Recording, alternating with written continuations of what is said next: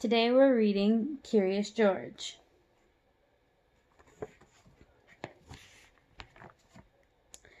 This is George. He lived in Africa. He was very happy, but he had one fault. He was too curious.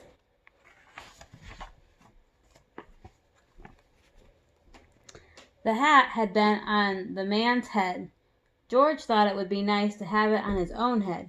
He picked it up and put it on. The hat covered George's head. He couldn't see. The man picked him up quickly and popped him into a bag. George was caught.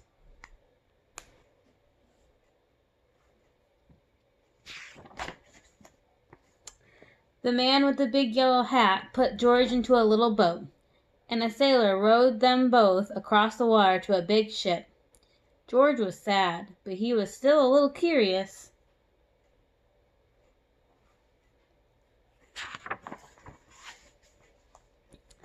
On the deck he found some seagulls. He wondered how they could fly. He was very curious. Finally he had to try. It looked easy, but oh, what happened?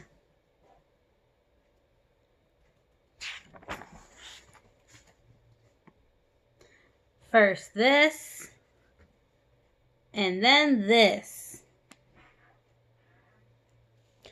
"Where is George?" The sailors looked and looked. At last they saw him, struggling in the water and almost all tired out.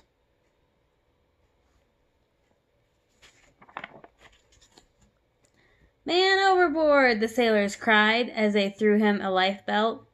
George caught it and held on. At last he was safe on board.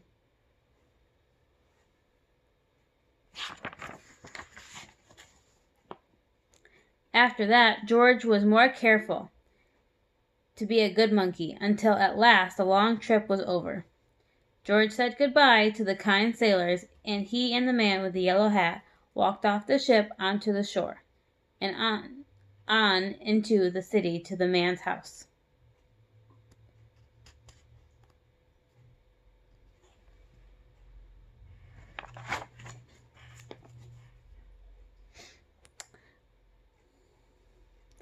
After a good meal and a good pipe, George felt very tired.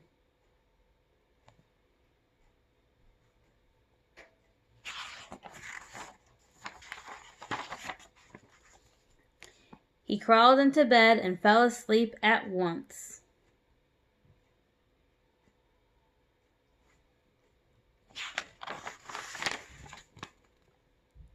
The next morning, the man telephoned the zoo. George watched him. He was fascinated. Then the man went away. George was curious. He wanted to telephone too.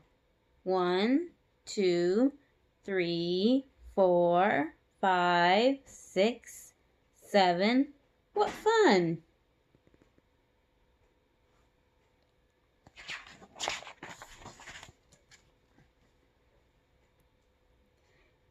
Ding-a-ling! George had telephoned the fire station. The firemen rushed to the telephone. "Hello? Hello?" they said, but there was no answer.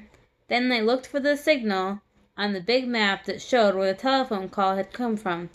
They didn't know it was George. They thought it was a real fire.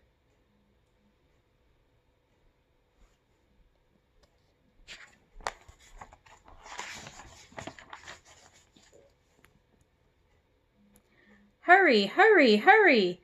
The firemen jumped on to the fire engines and on to the hook ladders. "Ding dong, ding dong, everyone out of the way! Hurry, hurry, hurry!"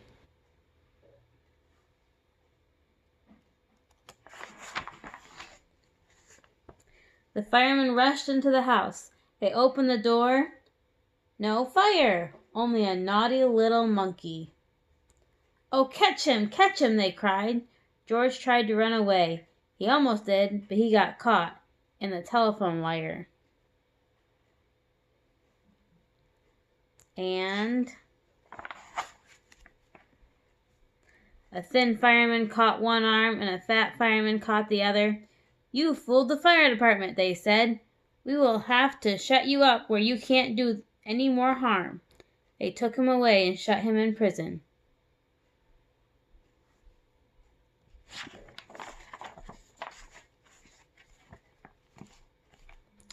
George wanted to get out.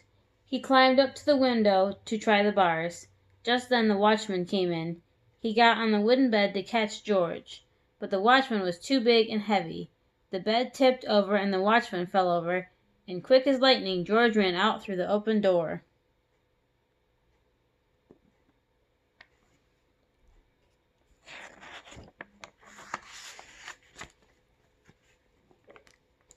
He hurried through the building and out onto the roof, and then he was lucky to be a monkey. Out he walked onto the telephone wires, quickly and quietly over the guard's head. George walked away. He was free.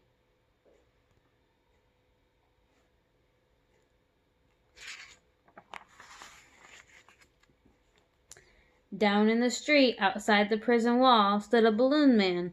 A little girl bought a balloon for her brother. George watched. He was curious again. He felt he must have a bright red balloon. He reached over and tried to help himself, but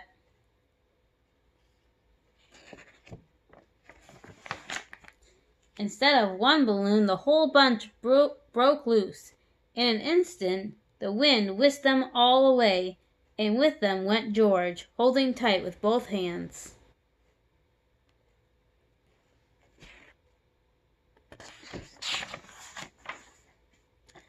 Up, up, he sailed higher and higher. The houses looked like toy houses, and the people like dolls. George was frightened. He held on very tight.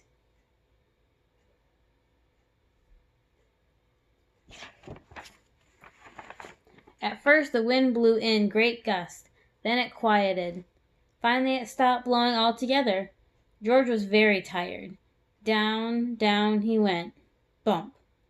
On to the top of a traffic light. Everyone was surprised. The traffic got all mixed up. George didn't know what to do, and then he heard someone call, "George!" He looked down and saw his friend, the man with the big yellow hat.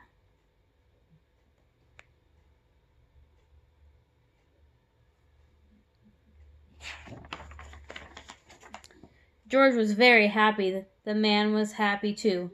George slid down the post, and the man with the big yellow hat put him under his arm. Then he paid the balloon man for all the balloons. Then George and the man climbed into the car, and at last away they went.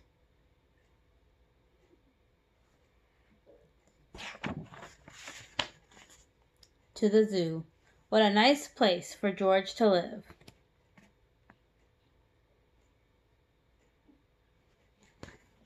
The end.